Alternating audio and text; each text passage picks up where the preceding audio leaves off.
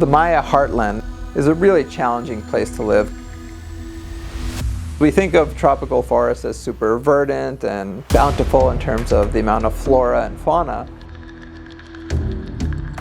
But it's not the easiest place to develop an agricultural society, let alone one that got to the population levels that we now believe they did.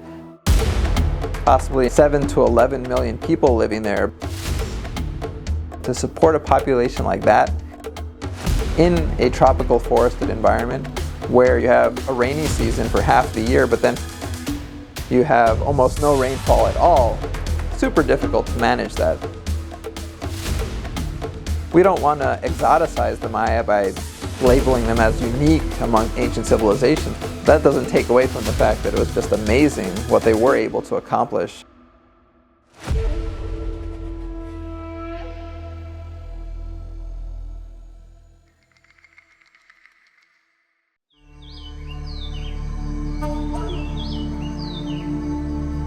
A lot of the forest today throughout the Yucatan Peninsula is actually the remnants of a highly curated forest. These are trees that were specifically curated, planted, chosen by the Maya because of their properties that are helpful in sustaining an agricultural base.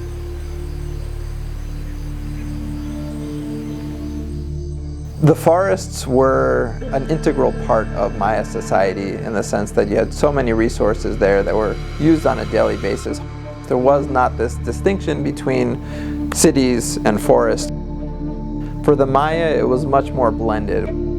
There was not this clear distinction between what we would consider a human space versus the wild forest. It was all seamlessly blended together.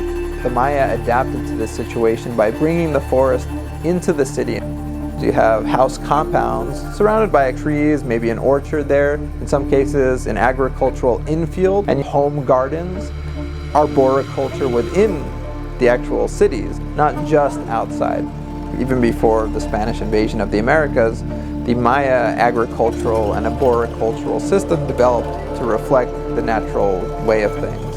The milpas throughout Mesoamerica, for instance, were created specifically to reflect the natural way that these different species grew together. For instance, the three sisters of Maya agriculture, maize, beans, and squash, grow together. The maize stalks grow up, the bean vines grow around, and then the squash plants fill up all the lower spaces in between the stalks, reinforcing and they're nourishing each other. In Europe, by that time, you have very neat rows, so you can see exactly where a field is delineated. Think of a very strict distinction between the fields and the forest. When the Europeans invaded and the Spanish and the Maya area saw what they thought was an unused mess of wild plants growing, they used that as an excuse to take over this unused land, even though we know now that those were clearly highly developed systems that were just reflecting the natural order.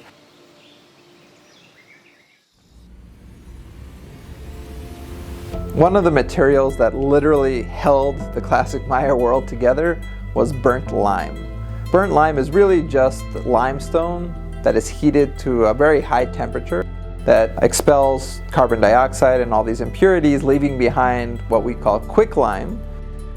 It was mainly used for construction purposes. It could be mixed with water and aggregates like little crushed pieces of ceramic or sand to make pretty much concrete. We're talking about stucco, plaster, and mortar to hold together these massive vaulted pyramids, these temples, these palaces.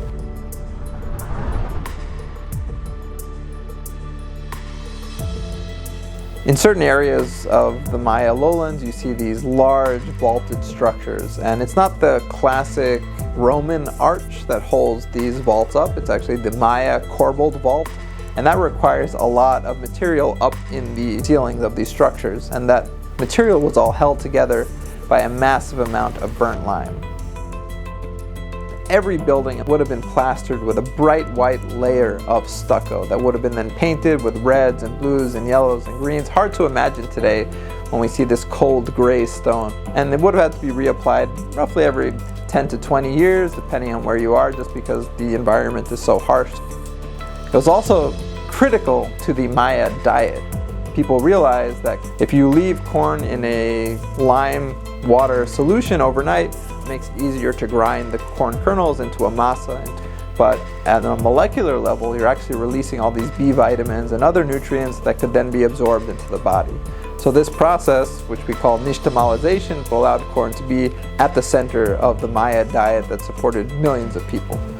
The main point here is that you needed a lot of lime, and the way to make lime is to heat limestone to very high temperatures for an extended period of time, which would have required a good deal of wood. So if you see these massive lime pyres, your mind immediately starts to wander towards the possibility that the need for that much lime during the classic period may have led to deforestation. But we see that the classic Maya recognized the potential deforestation outcomes of producing too much lime and actually took measures to mitigate those potential risks. And we see ingenious developments of lime producing technology that was much more fuel efficient. For instance, in the Puuk region, we see the construction of these semi-subterranean pit kilns, which would have required less wood fuel because of the heat retention properties.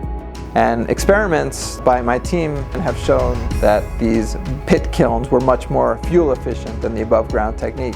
The fact that we see these pit kilns developed in the Puuk region, an area where we know the population was booming during the late classic period when other parts of the Maya area were already seeing some population distress, shows that the people in this region had some foresight and took steps to mitigate potential long-term destructive factors of lime production by developing and adapting to a new technology early on that then helped the local population survive for generations to come.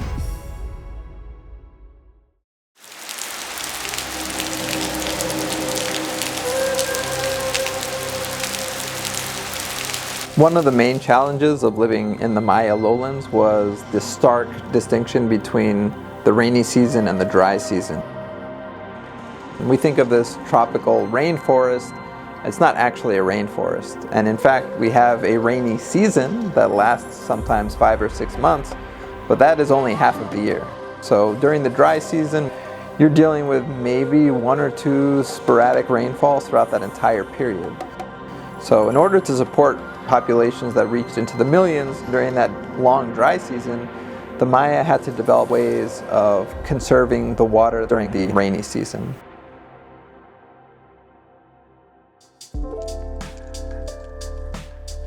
As you see really large cities developing during the classic period, such as Tikal in Guatemala, you see these really large, intricate reservoir systems developing, specifically constructed so that any rain that would fall within the city would funnel into the reservoirs. So you might be standing in this broad plaza in the center of Tikal and think this is a great public space for ceremonies, but you might not notice that these plazas are ever so slightly tipped so that whenever it rained, all the rain would funnel into these little canals that would then go into the reservoirs. Nothing was wasted. The entire city was a funnel to conserve the water. In the northern lowlands, there's no surface water at all. There's no lakes, no rivers, no streams. So people really had to be extra concerned about conserving all of the rainfall. They developed the system of choltuns, which are underground cisterns that collect water and store them. The Maya engineers would excavate out these massive pockets, leaving behind this empty chamber that they then plaster with lime to make it watertight. And these choltuns were located in the center of households or ceremonial plazas.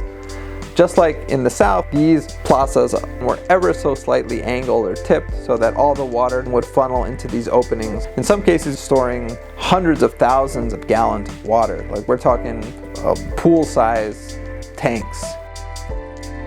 During the dry season, in order to prevent evaporation, you'd have a capstone that could be easily removed, and then you dip this specific kind of ceramic vessel into the choltun, and you could bring up water for drinking. Combined with a big open reservoir, this would have allowed people to survive throughout 12 months of the year.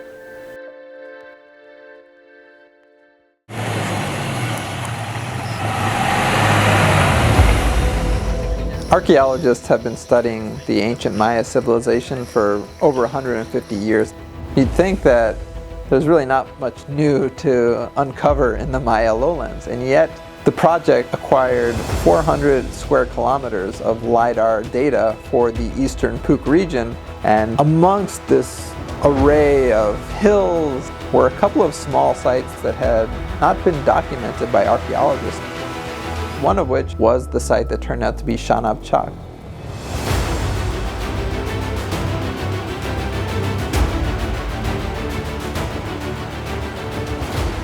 One of the aims of our project is to understand these really small-scale early sites and compare them with some of the larger Acropolis sites to the north and see how they interacted with each other and what that said about the early development of civilization in this part of the Maya lowlands that is particularly challenging to live in.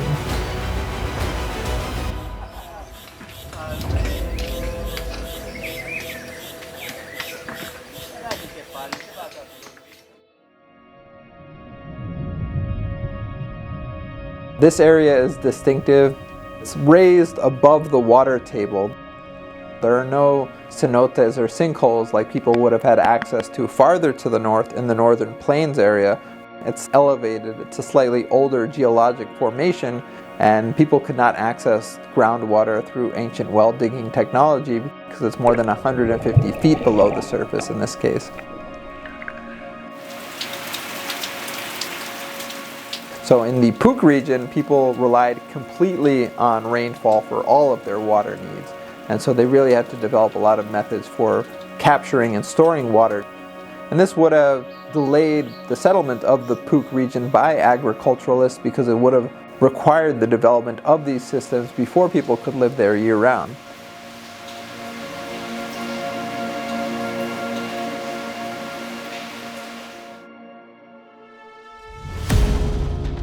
The pre-classic period is when we first see the growth of complexity in the Maya lowlands. Early agriculturalists move in around 3000 to 4000 BC, and they start to clear the forests and set up small farming villages.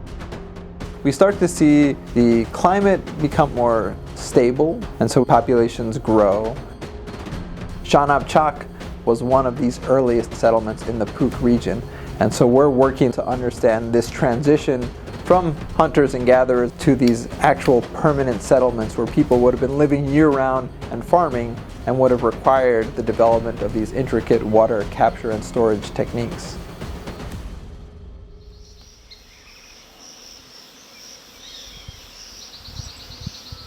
Xanab Chak has a central platform mound that's 37 by 34 meters across, and it has a secondary structure on top of it. It borders on a central plaza area that's bordered to the west by a very low residential platform, and to the north by a ball court area. The central platform was built in at least 2 phases, so early on they would have built up this relatively raised area on a low outcrop and then expanded it in generations later. In our first full field season of excavation, we made a very curious discovery. We found a small ceramic figurine buried in the center of the central platform. It's a small sitting figurine, about 5 inches high, a person sitting cross-legged holding a really large tecomate or bowl in their hands, and they're wearing a turban and they're staring out with slightly parted lips. This would have been an exciting find no matter what, but what made it especially curious and peculiar and extra exciting for us was the fact that it appears to be the first figurine dating to the Middle Pre-Classic period that has yet been found in the northern lowlands as a whole, not just in the Puuk region. So immediately we start to think, where did this come from? Was this made locally by the people living at Xanab Chak, or was it maybe made in Guatemala or Belize, places where we know that they were making ceramic figurines like this during that time period, about 500, 600 BC, and then was either brought up to the site by someone from the area that had traveled down there, or was it traded up to the site from there by intermediaries along the way?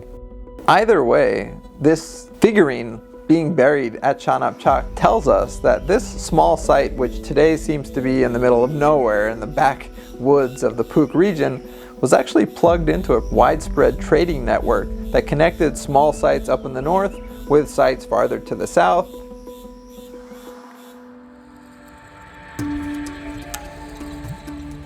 We've now completed 2 seasons of excavations at Xanab Chak after a full mapping season, and we're finding a lot of ceramics. When they built the ball court, they used a lot of broken pottery to fill in the gaps between the stones. That pottery tells us what time period these structures were built, dating roughly from 900 to 300 BC.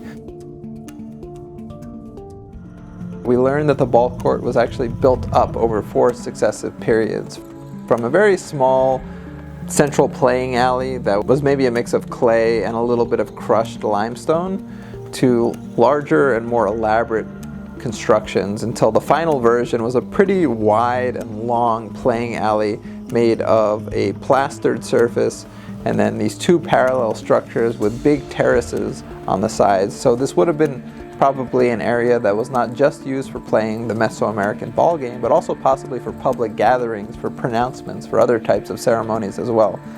And the fact that we have at least 4 levels of construction helps us show how the site grew over time. The first iteration of the ball court may have dated back to really the earliest time that people were living at the site, maybe around 800 to 900 BC. And then over many generations, they built up the ball court over time. We can't say for sure right now, but when you have these large construction projects that are built for a civic purpose for the public, it generally tends to correlate with increasing centralization of power. And this also correlates with the larger construction or the building up of the central platform of the site as well. So we see this happening around the Maya area and around the world. As populations get bigger, as people are living in one place for longer, you tend to trend from a more egalitarian baseline to a more stratified civilization with a more centralized power structure. It's hard to develop population estimates for these ancient times, especially the pre-classic period, but we're probably dealing with a village that at its peak was maybe 200 to 500 people living at this site. We see an abandonment around 300 BC. Around that time, there's a general depopulation in the Puuc region, and the main reason for that would likely have been a downturn in the climate. This is an area where you need rainfall year after year to be able to survive, and so if there's a decrease in rainfall for any number of years, 2 years even, people are going to have to leave the region, and we don't see people returning in any large numbers for several centuries after that. In these coming years, we're going to be looking at these smaller house mounds that surrounded the site center to really look at what people had access to in their day-to-day lives, in their households, the types of materials they were working with, and what their structures looked like, how they were built. Before this, for hundreds of thousands of years, our ancestors were living as hunter-gatherers. Being able to study a site like Xanab Chak, where we actually see agriculturalists settling in this landscape that had not seen agricultural practice before it, has the potential to yield these really interesting insights about the transition to complexity. Of course, we're not discovering anything as archaeologists. Discovering implies that this is the first time that people are seeing these things. But of course, we're uncovering things that people made, areas where people lived and worked in their own lives. So we're not discovering anything, but we are uncovering bits of people's existence that have really not been looked at or interacted with for thousands of years in this case. So that's inherently thrilling unto itself.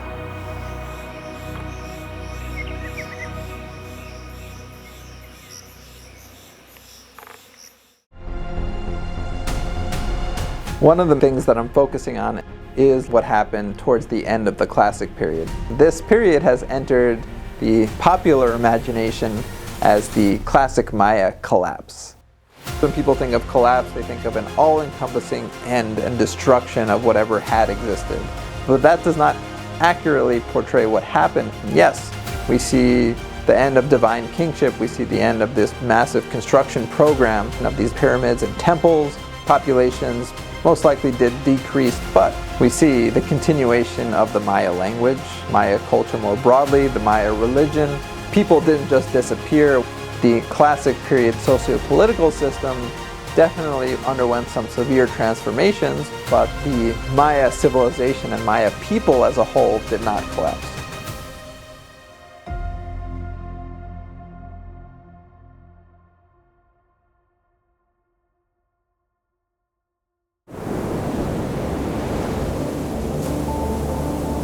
One thing that we see with Maya civilization, that we can see with civilizations around the world, these periods of increasing complexity and centralization, then decreasing complexity, decentralization. For the Maya, we see a couple of waves of this. The pre-classic period, when we had some of the largest sites ever, then we see a downturn in the climate, we see an increase in warfare, we see a decrease in resources, and we call this the late pre-classic collapse. And then we see the rise of the classic period city-states and the centralization and the flourishing of classic Maya civilization. For much of the classic period, we actually see a relatively stable climate. Populations grow tremendously during this period to the point where we think there were 7 to 11 million people. But after populations started to grow, you start to see internal strife occurring in a lot of these larger cities. Some of them are maybe getting a little bit beyond their carrying capacity. We know that some of the larger cities are actually importing food from neighboring areas by the end of the late classic period. We see an increase in warfare between city-states. Warfare had been a very common feature of Maya civilization, but it rises to a new level during the later classic period into the period that we call the terminal classic, a harbinger of the end. We see cities attacked to the point where they are abandoned. This was never really the case before. We don't see the destruction of cities in warfare. We see armies doing battle, captives being brought back to royal courts and displayed and sacrificed, but we rarely see the full-blown destruction of a settlement like we see during the terminal classic. Possibly starting in the 800s and 900s AD, we see drastic decreases in rainfall. Sometimes these decreases last 3 to 20 years, which is what gets into the realm of mega droughts. The weather patterns are such that a town could be experiencing a lot of rainfall, and 30 kilometers away there's no rain falling at all. And so if you have a society predicated on rainfall coming every year, certain amounts, and then you have far less than that over many, many years, you're not going to be able to support the same levels of population. People start competing for resources, and so you start to see a breakdown and transformation. We know that by the late classic period, you have a large noble class. You see divine kings making more nobles, giving people more power to help manage the fight with the neighboring city-state. And then those nobles end up fighting amongst themselves, destabilizing that city-state from within, with all these factors coming together to really necessitate a transformation of society. And a lot of this was related to people moving away from large population centers into smaller, less dense settlements to be able to survive and manage on a more interpersonal level. But we do not see a full-blown disappearance of Maya civilization. 500 years later, when the Spanish invade, people are still speaking Mayan languages. They're still writing with a system that was derived from the classic system. We actually, by that point, start to see an increase in complexity again. Who knows what would have happened if the Spanish had not invaded? There may have been another classic period level of centralization of power a couple of centuries after that.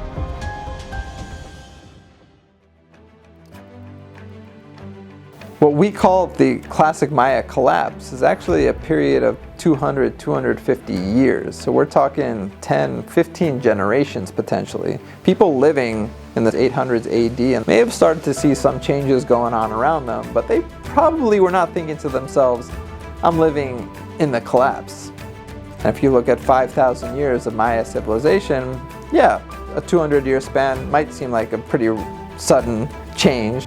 But living in it, you're not experiencing it as a collapse. And so that's another lesson for people living today who might see a lot of changes going on. people 500 years from now might look back and say, oh, the collapse of the 21st century.